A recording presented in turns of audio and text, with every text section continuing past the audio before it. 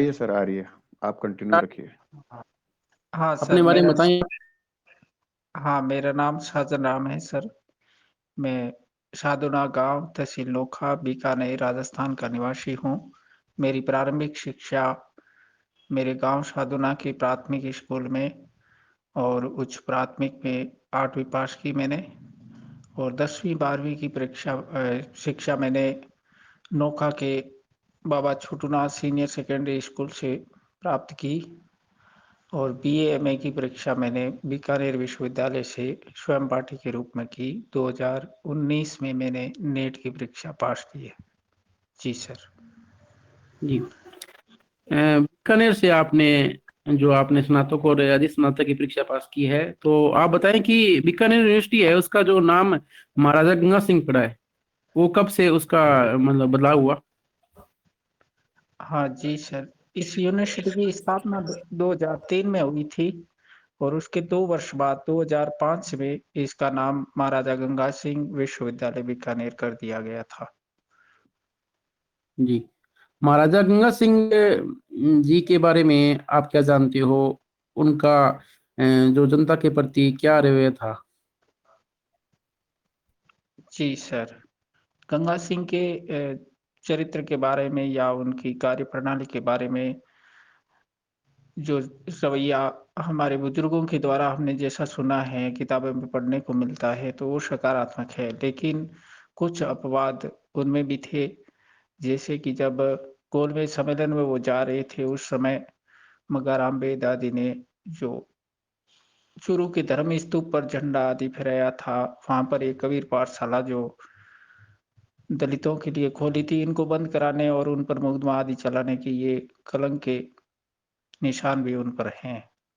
लेकिन उनका मूल रूप से देखा जाए तो जो राज था वो सकारात्मक था, जनता के हितैषी थे। जी मग्गाराम सर। वेद का जैसे आपने नाम लिया है, तो इनका क्या था ये प्रजामंडल आंदोलन के दौरान उनका जो योगदान क्या था? हाँ जी, इनका जो मूल योगदान है वो जनता में जागृति और आजादी के लिए संघर्ष में ये तत्पर रहे थे, और किसान आंदोलन से भी ये जुड़े रहे थे सर। राजस्थान में जो किसान आंदोलन की शुरुआत होती है, वो किस आंदोलन से मानते हो आप? किस वर्ष से हुई? और इसका जो कहाँ किस वर्ष तक ये जाके जो किसान जी आंदोलन है, वो आप जी इसको मानते हो? हाँ, बिजोलिया किसान आंदोलन से पहले एक मेवाड़ में जाट किसान आंदोलन हुआ था। वहां से राजस्थान में किसान आंदोलन की शुरुआत होती है, वो 1880 के आसपास का था। लेकिन जो सफल किसान आंदोलन है वो बिजोलिया का था, जो 1897 से लेकर के 1941 तक चला था। जी सर। बिजोलिया वर्तमान में किस जिले में है? बिजोलिया भीलवाड़ा जिले में होगा सर। है या होगा? हाँ, मैं इसमें एकदम सही तो नहीं हूँ, लेकिन मेरी जानकारी में जहाँ तक मुझे लगता है कि भीलवाड़ा जिले में होगा। अच्छा, आप सहायक आचार्य हिंदी क्यों बनना चाहते हो? ऐसा क्या कारण है जो आपको इस भर्ती की तरफ जो आपको आकर्षित किया है? हाँ जी सर, मैं शुरू से ही हिंदी का विद्यार्थी रहा हूँ। हिंदी पहले मैं प्राइवेट स्कूलों में भी पढ़ाता था, बाद में आर्थिक स्थिति से मैं थोड़ा शिक्षा से हट गया था। 2019 में मैं वापस शिक्षा से जुड़ा और इस तैयारी के अंदर आया था। तो मैं फर्स्ट ग्रेड का लक्ष्य लेकर चला था। फर्स्ट ग्रेड में मेरा सिलेक्शन नहीं हुआ, और उसके बाद में कोई और भर्ती भी नहीं थी। तब मैंने नेट की तैयारी की और मैं नेट पास हो गया, और मेरे गुरुजनों ने और मेरी अंत प्रेरणा ने मुझे सलाह दी कि मुझे असिस्टेंट प्रोफेसर हिंदी पद की तैयारी करनी चाहिए। जी सर, इसलिए मैं इस पद पर आ रहा हूँ। अच्छा, बीकानेर के कोई भी 5 ऐतिहासिक स्थलों के नाम बताएं। हाँ जी सर, बीकानेर राज परिवार का जूनागढ़ लाल किला, करणी माता का देशमुख मंदिर, और ये अपने कोलायत का कपिल मुनि का धाम, ये दर्शनीय स्थल है बीकानेर के सर। करनी माता मंदिर में जो श्वेत चूहे के दर्शन होते हैं उनको क्या क्या कहते हैं? वहाँ स्थानीय भाषा में उनको क्या क्या कहा जाता है? जी सर, उनको काबा कहा जाता है। काबा कहा जाता है। करनी माता का संबंध देशमुख से था क्या? इनका जो जन्म वगैरह वो देशमुख में हुआ था क्या? नहीं सर, इनका जन्म जोधपुर के स्वाप गांव में हुआ था और इनका विवाह है जो अपने बीकानेर जिले के साठीका गांव में हुआ था। बाद में इनको इस दाम्पत्य जीवन से विरक्ति हो गई थी, तो इन्होंने अपनी बहन का जो विवाह है वो अपने पति के साथ कर दिया और करवा दिया और बाद में ये खुद भक्ति में लग गए थे और ये चांगलू गांव में ये गाय चराते थे, वहीं रहते थे और वहीं पर बाद में इनकी समाधि और मंदिर है। सरकार द्वारा विद्या संबल योजना चलाई जा रही है कॉलेज शिक्षा के अंदर, तो इस पर आपकी क्या है? ये योजना क्या है और इस पर विचार क्या है? क्या ये योजना और अधिक मात्रा में इसको और सफल रूप से क्रियान्वित किया जाए, या एक नियमित रूप से सहायक आचार्यों की भर्ती की जाए? इस पर आपकी राय क्या है? हाँ जी सर, भर्ती प्रक्रिया में जैसे हम देखते हैं कि 2-3 वर्ष का समय लग जाता है, तो जो छात्र या विद्यार्थी 12वीं करके आगे की शिक्षा प्राप्त करना चाहते हैं, तो उनके लिए ये तत्कालीन स्थितियों में एक सार्थक योजना है, लेकिन ये दूरगामी रूप से देखा जाए तो ये सार्थक नहीं है। लेकिन राजस्थान की जो भर्ती प्रक्रिया है, उसको देखते हुए ये तत्काल प्रभाव के लिए अच्छी योजना है, मेरे हिसाब आप से। पढ़ती हैं? आप क्योंकि हिंदी की विद्यार्थी है तो कौन सी पत्रिका पढ़ती हैं? जी सर, मैं हंस पत्रिका का पाठक हूँ, लेकिन वो मुझे कभी-कभार ही मिल पाती है। पिछले वर्ष मैं पढ़ रहा था। जी सर। अभी वर्तमान में कौन सी पढ़ रहे हो? हाँ, उन्हीं के एक ऑनलाइन अंक पढ़ा था मैंने अभी पीछे, हंस पत्रिका का ही। वैसे भास्कर वगैरह ये पढ़ता हूँ मैं। भास्कर पढ़ते हाँ, तो दैनिक भास्कर पढ़ते हो? जी सर। दैनिक भास्कर के अंदर आपके जो प्रधान संपादक है वो कौन है, दैनिक भास्कर की? हाँ, दैनिक भास्कर के सर शायद गुलाब कोठारी होंगे पहले तो, अब वर्तमान में मुझे मालूम नहीं।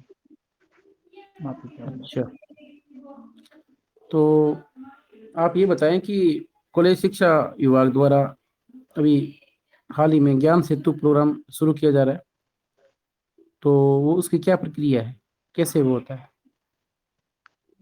हाँ जी सर, जैसे ये कोरोना जो अपना कोविड-19 था, इसकी वजह से स्कूल कॉलेज बंद हो गए थे, तो उसके उस समय में जो विद्यार्थी थे उनको शिक्षा से जोड़े रखना, उनकी जो शिक्षा है वो सतत रहे, इसके लिए ज्ञान सेतु कार्यक्रम एक ऑनलाइन शिक्षा प्रणाली के तहत शुरू किया गया था। जी सर। ठीक है, साजन राम जी, सुमिता जी स्वामी, आप प्रश्न शुरू करें। जी सर, जी सर, नमस्ते। धन्यवाद। हाँ, नमस्ते मैम, नमस्ते। सर, आज आप हिंदी में क्या पढ़ रहे हैं? जी मैं रीतिकाल पढ़ के आया। रीति काल में रीति से क्या तात्पर्य? जी मैम, रीति शब्द है जो प्रणाली, विधि, मार्ग, कवि की काव्य रचना में जो शैली है या वृत्ति है, उसी को रीति कहा गया है। और हिंदी साहित्य में जो रीति है वो लक्षण ग्रंथों के संदर्भ में मानी जाती है। लक्षण ग्रंथों में जो काव्यांग विवेचन किया जाता है, तो उसमें काव्यांग कौन-कौन से हैं? हाँ, रस, छंद, अलंकार, रीति, शब्द शक्ति, ध्वनि, ये सब कुछ, ये 10 काव्यांग माने गए। जी मैम।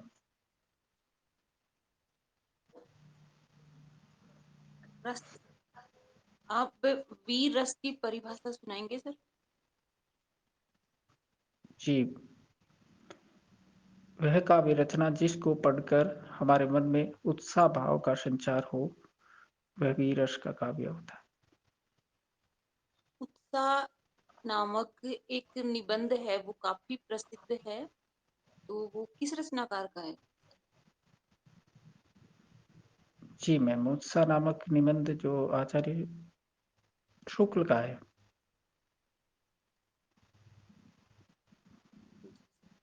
शुक्ल का जो निबंध है, उत्साह है, वो किस ग्रंथ में संकलित है और उसमें किस प्रकार के निबंधों का संकलन है? जी, चिंतामणि उनका निबंध संकलन है, उसमें होगा मैं। चिंतामणि। और तो चिंतामणि में निबंध मनोविकार संबंधी भी है और सैद्धांतिक निबंध भी है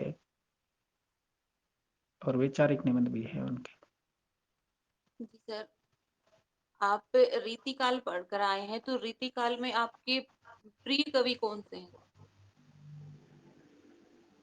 हाँ जी मैम, रीतिकाल में मेरे प्रिय कवि भूषण और घनानंद है।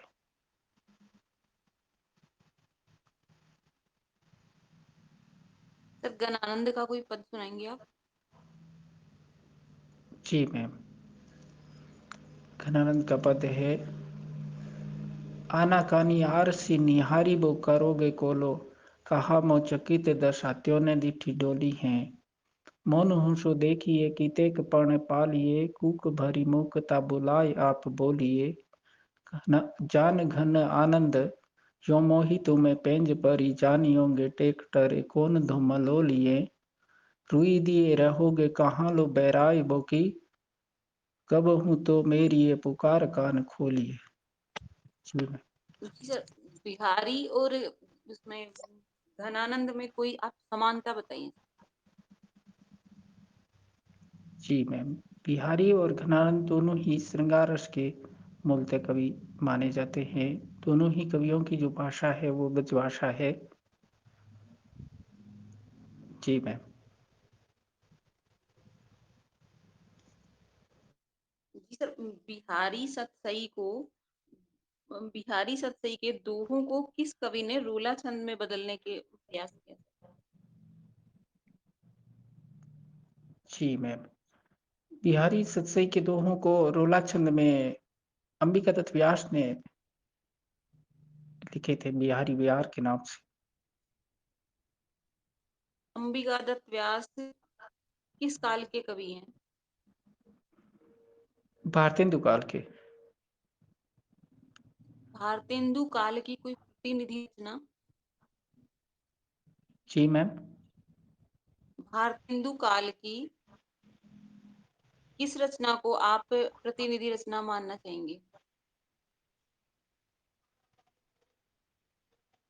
भारतेंदु काल की किस रचना को प्रतिनिधि रचना? जी मैम, उनका जो नाटक है भारतेंदु जी के, अंधेर नगरी, वो उस काल की तत्कालीन राजनीतिक व्यवस्था, सामाजिक व्यवस्था, इस सारी व्यवस्था का प्रतिनिधित्व करती है। सर, बहुत बढ़िया बताया आपने। तो नाट्य विधा का जो स्वर्ण युग माना जाता है, वो कौन सा काल माना जाता है? हाँ, हिंदी साहित्य में नाट्य कला का, नाट्य विद्या का जो स्वर्ण युग है वो प्रसाद के युग को कहा जाता है मैम। जी सर। प्रसाद के नाटकों की आप कोई 4 प्रमुख विशेषताएं बताइए सर।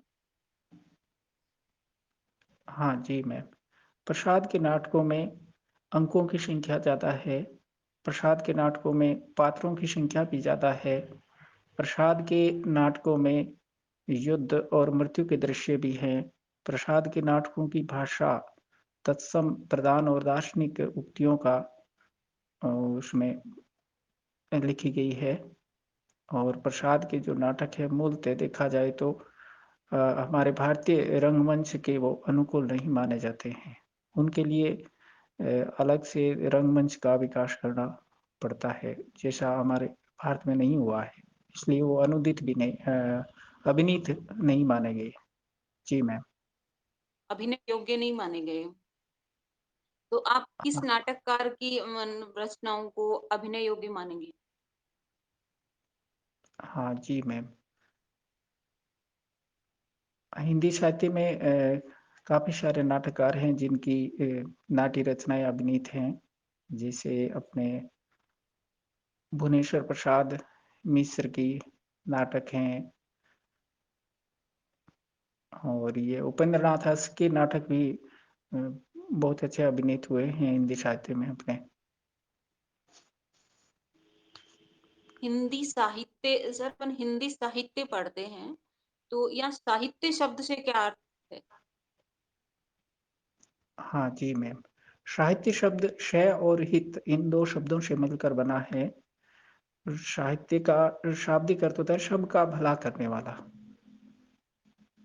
जी मैम। जी सर। आपको आपके नजरिए से ऐसी कौन सी रचना लगती है जिसको पढ़कर ये लगता है कि ये समाज के हितार्थ लिखी गई है, जो जिसपे साहित्य शब्द आपके विचार से सही बैठता हो, सटीक बैठता हो? जी मैम, जो अपना गोदान उपन्यास है वो उसमें साहित्यिक जो अपने सबका भला है उस पर अपने देख सकते हैं ये। और भी बहुत सारी रचनाएं हैं जिनमें भला, सबका यहाँ पे भला भला शब्द से क्या अर्थ है? गोदान के संदर्भ में समझाइए सर, सबका भला कैसे उसमें? हाँ जी मैम, जिसमें जैसे गोबर जो है वो इन रूढ़ियों का और जो दुकानदार हैं, जो व्यापारी वर्ग है या राज परिवार वर्ग है, उन सब का वो विरोध करता है। तो उससे हम प्रेरणा लेकर के इन जो प्रशासनिक और ओहदेदार जो लोग हैं या जो व्यापारी वर्ग लोग हैं, उनसे हम विद्रोह या अपना जो हक है वो प्राप्त कर सकते हैं। जी मैम। आप आपको इन साहित्य में अनेक विधाएं प्रचलित हैं, उनमें से आपको कौन सी विधा सर्वाधिक प्रिय है? जी मैम, मुझे हिंदी साहित्य की अनेक विधाओं में ब्रज भाषा की कविता सबसे प्रिय है। और गद्य विधाओं में? गद्य विधाओं में कहानी है। कौन से कहानीकार आपको सर्वाधिक प्रभावित करते हैं? जी मैम, प्रेमचंद की कहानियाँ मुझे सबसे ज़्यादा प्रभावित करती है। तो उनकी कोई ऐसी 2 कहानियां बताइए जो आपको बहुत प्रभावित और प्रेरित भी करती हैं। जी मैम, एक ईदगाह कहानी है और एक अपनी ममता कहानी है। ये 2 कहानियाँ मुझे प्रभावित करती है। ममता कहानी से आप क्या प्रेरणा लेते हैं सर? जी हाँ, ममता कहानी है जो अ, अपना लोभ और जो ये मोह माया है इससे छुटकारा पाती हैं हम। जिसमें ममता को उनके पिताजी जो धन दौलत और स्वर्ण मुद्राएं देते हैं तो वो उसको त्याग देती है कि मुझे जीने के लिए कहीं भी रहूंगी वहाँ खाना पीना मिल जाएगा, मुझे ज़्यादा लोभ की जरूरत नहीं है, ज़्यादा धन की जरूरत नहीं है। तो ये एक सकारात्मक सोच है सर, जिसे ये हम कहानी प्रेमचंद जी की है, ममता कहानी?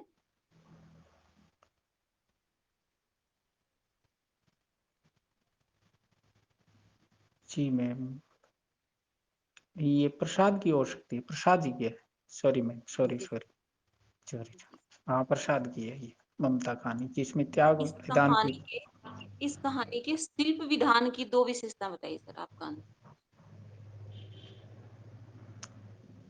कला पक्ष शिल्प। हाँ जी मैम, इस कहानी की जो भाषा है वो खड़ी बोली हिंदी है जिसमें तत्सम शब्दावली का प्रयोग किया गया है।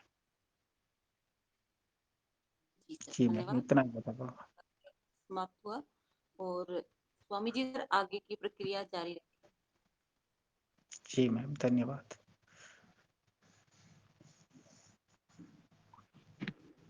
हाँ, साजन राम जी, नमस्कार जी। नमस्कार सर, नमस्कार। तो जैसा कि आपने बताया कि आप हिंदी साहित्य शुरू से ही पढ़ते आ रहे हैं, तो आपको क्या लगता है कि हिंदी को एक भाषा जानने का माध्यम तक सीमित रखना चाहिए या उसका साहित्य पढ़ाया जाना चाहिए? जी सर, हिंदी का साहित्य पढ़ाया जाना चाहिए क्योंकि साहित्य जो है वो सबका भला करने वाला होता है। सिर्फ भाषा तो विचार विनिमय का साधन है, वो कोई भी हो सकती है। लेकिन हमारी हिंदी भाषा में बहुत समृद्ध साहित्य लिखा गया है आदिकाल से लेकर वर्तमान तक और लिखा भी जा रहा है। इसलिए हमें हिंदी का साहित्य पढ़ाया जाना चाहिए, न कि सिर्फ उनकी व्याकरणिक जानकारी। जी सर। तो साहित्य की समाज को क्या-क्या देन हो सकती है आपके हिसाब से? या साहित्य समाज में किस तरह से सार्थक बदलाव लाता है? हाँ जी सर। जैसा कि साहित्य की अनेक विद्वानों की परिभाषाएँ भी है कि साहित्य जो है वो समाज का दर्पण होता है। तो हमें भूतकाल में जो हमने अच्छे कार्य किए हैं हमारे पूर्वजों ने, उनकी जानकारी लेकर हम आगे के जीवन में सार्थक प्रयास कर सकते हैं। और दूसरा, मनुष्य में सबसे मूल प्रवृत्ति होती है आनंद की, तो साहित्य हमें आनंद का संचार देता है। जैसा कि आचार्य मम्मट ने भी कहा है कि आत्म उपलब्धि और आत्म शांति ही साहित्य का मूलभूत प्रयोजन है। जी सर। तो जीवन में आनंद का संचार करने के लिए हमें एक सार्थक प्रेरणा देता है सुखी जीवन की। अच्छा। आपके एमए में जो एमए द्वितीय वर्ष में 5वां पेपर कौन-सा था? जो मतलब लेखक हाँ विशेष का जी, होता है? जी सर, प्रेमचंद थे मेरे, अच्छा, प्रेमचंद का। प्रेमचंद थे और आपके कोई कवि विशेष या लेखक विशेष जो आपको प्रिय लगते हों, वो कौन है? हाँ जी सर, जी रीतिकाल के भूषण और घनानंद प्रिय मेरे कवि हैं। अच्छा, अच्छा, तो मतलब में जो विषय विशेष है और आपके प्रिय लेखक हैं, वो दोनों अलग हैं। उसमें ऑप्शन था नहीं तो आपने प्रेमचंद को लिया। जी सर। तो प्रेमचंद की कहानियों को आप किस दृष्टि से देखते हैं कि वो किस दृष्टिकोण से लिखी गई है? शुरुआती कहानियाँ हैं, उपन्यास है। उनका दृष्टिकोण क्या है? समाज के प्रति, जनता के प्रति, लेखन के प्रति? हाँ जी सर। हिंदी साहित्य के कथा साहित्य में प्रेमचंद वो पहले व्यक्ति हैं जिन्होंने कथा साहित्य को मनोरंजन के कटघरे से बाहर निकालकर साहित्य को समाज और जीवन जगत से जोड़ा था।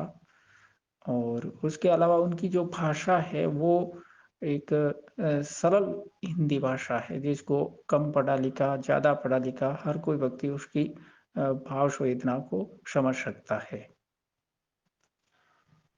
जी सर। तो प्रेमचंद क्या साहित्य के माध्यम से समाज में आमूल-चूल बदलाव लेकर आना चाहते थे? या केवल उनका वर्णन मात्र करना ही उनका प्रधान लक्ष्य था? हाँ जी सर। जैसा मैं समझ पाया हूँ कि साहित्यकार जो होता है वो समाज का पथ प्रदर्शक होता है। तो प्रेमचंद को मैं समाज का एक अग्रदूत और पथ प्रदर्शक के रूप में मानता हूँ, न कि यथार्थ वर्णन कर देना। यानी कि आपके हिसाब से वो बदलाव का रास्ता दिखाते हैं। जी सर। अच्छा। अच्छा, प्रेमचंद का नारी विषय का दृष्टिकोण आप क्या देखते हैं? नारी के प्रति उनकी क्या धारणा है, क्या दृष्टिकोण है उनका? जी सर, प्रेमचंद का जो नारी विषयक दृष्टिकोण है, वो हम सामान्यतः देखें तो एक सकारात्मक दृष्टिकोण ही है उनका। जैसे हम गोदान उपन्यास में देख लेते हैं तो अच्छा, मालती का। आज के परिप्रेक्ष्य में अगर उनका नारी विषयक दृष्टिकोण की आलोचना की जाए, तो वो क्या ठहरता है? सार्थक या संकीर्ण? आप आज के दृष्टिकोण से देखें अगर उसको, तो नारी विषयक दृष्टिकोण उनका कैसा है? संकुचित है या वो नारी को किस रूप में वो देखना चाहते हैं? जी सर। आज के दृष्टिकोण से अगर प्रेमचंद के हम नारी चरित्र को देखें तो उसमें हमें सकारात्मक पक्ष ज़्यादा मिलते हैं। जैसे दुलारी सुयान का हम गोदान में देखते हैं या हम उस नोहरी का देखते हैं तो वो या मालती का देखते हैं तो वहाँ पर वो सकारात्मक ही रूप है। या हम अच्छा, प्रेमचंद के विचारों का वाहक आप किसको मानते हैं? जैसे आपने गोदान पढ़ा है, तो प्रेमचंद के विचारों का वाहक कौन है? जी सर, प्रेमचंद के विचारों के वाहक मिस्टर मेहता हैं। तो मेहता जी का दृष्टिकोण क्या है नारी के प्रति? जी सर। यूँ अगर हम एक सार्थक रूप से देखें वर्तमान संदर्भ में देखते हैं तो वो काल विशेष है जो आज से 80-90 वर्ष पहले जो चीज़ लिखी गई है, उस समय जो समाज का दृष्टिकोण है, वो कहीं न कहीं उस पर हावी है। लेकिन जैसा उस समय का समाज था, उससे वो एक पथ प्रदर्शक के रूप में या अग्रणी के रूप में ही नारी विषयक दृष्टिकोण लेकर चल रहे थे। अच्छा, कवि के रूप में आपका प्रिय कवि कौन है? जी सर। आधुनिक काल में अगर पूछूं तो मैं आधुनिक काल में बताइए आप। हाँ, सुमित्रानंदन त्रिपाठी निराला मेरे प्रिय कवि है आधुनिक काल में। पंत ही क्यों? उनकी कुछ बातें आपको, कौन सी बातें आपको अच्छी लगी कि वो आपके प्रिय कवि हो गए? जी सर, सॉरी, आप माफ करिएगा, मैंने निराला का नाम लिया है, अच्छा, सुमित्रानंद चलिए त्रिपाठी। निराला निराला मान लेते हैं। तो निराला में ऐसी क्या बातें आपको दिखाई देती है कि आधुनिक काल में आपको वो अधिक प्रिय लगते हैं अन्यों के बनिस्पत? जी सर, निराला मुझे इसलिए प्रिय है कि वो, जैसे हम छायावाद की ही बात करें तो वहाँ पर जो कवि है वो कल्पना लोक में विचरण कर रहे हैं या वो क्लिष्ट लाक्षणिक शब्दावली इस तरह की भाषा का प्रयोग कर रहे हैं, जबकि जो निराला है वो एक आम आदमी को, एक दलित पतित को भी अपने काव्य का आश्रय बनाते हैं। जैसे वो सुबह जब निकलते हैं भ्रमण के लिए, उस समय कोई एक उनका पड़ोसी है जो नहा धो करके बंदरों को वो पुए रोटियां खिला रहा है और एक भूखा बालक वहाँ चिल्ला रहा है, तो उसको ठोकर मार के दूर कर देता है। तो निराला उसको भी अपने, उस बालक को भी काव्य का विषय बना देता है। उनकी पंक्तियां हैं कि मेरे पड़ोस के हम्म, सजन करते प्रतिदिन सरिता मजन, चोली से पुए निकाल लिए बढ़ते हुए कपियों के हाथ दिए, देखा भी नहीं इधर किधर जिस ओर रहा वह शिशु इतर, चिल्लाया किया दूर दानव है बोला धन्य श्रेष्ठ मानव। और निराला राजनीति पर भी व्यंग्य कर देते हैं। जैसे जब देश आजाद हुआ था उस समय उन्होंने जो देश के नेता थे जैसे जवाहरलाल नेहरू अग्रणी नेता थे, तो उन्होंने कहा कि भी जनता में हम ये भूखमरी ये सब कुछ चीजें है उनमें सुधार कर देंगे, अंग्रेजों से हम बेहतर करेंगे, लेकिन वो कुछ हुआ नहीं, महंगाई बढ़ गई, तो वो उन पर भी व्यंग्य कर देते हैं। उनकी भी पंक्तियां हैं कि महंगाई की बाढ़ बढ़ आई, गांठ की छूटी गाड़ी कमाई, भूखे नंगे खड़े शर्म आए न आए वीर जवाहरलाल, कैसे हम बच चलिए, पाएंगे यहाँ पे। जी सर। पर्याप्त सर, आपने काफी अच्छे तरीके से बताया। मेरी तरफ से सारे प्रश्न है वो पूरे होते हैं।